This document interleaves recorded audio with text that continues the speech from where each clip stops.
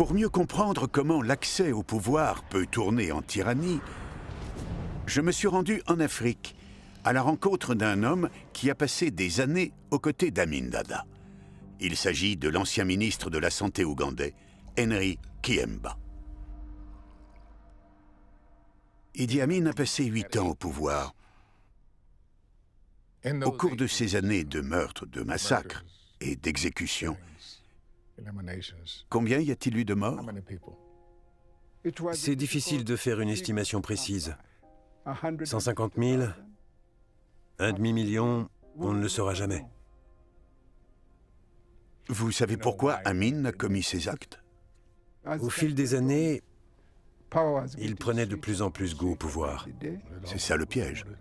Et il pensait qu'il pourrait faire durer son règne. Il semblerait que plus il passait du temps à la tête du pays, plus il devenait violent. Amin était parfaitement conscient qu'il avait accédé au pouvoir grâce à la force. Il aimait dire à ses soldats, « Votre arme à feu est votre sœur, elle est votre mère, et vous pouvez l'utiliser pour obtenir ce que vous voulez. » Beaucoup d'innocents ont trouvé la mort. Ils jetaient les corps à l'eau dans le lac Victoria.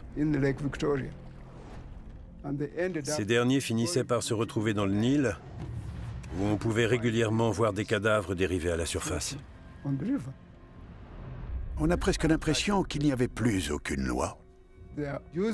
Ils forçaient des prisonniers à battre à mort d'autres prisonniers. Et ce qu'ils ne savaient pas, c'est qu'après, ça allait être leur tour de subir le même sort. C'est difficile de trouver une raison pour justifier une telle violence. Ils utilisaient les détenus pour commettre ces actes. Oui.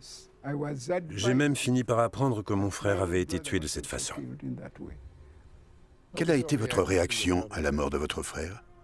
Ce n'est pas quelque chose dont j'aime parler.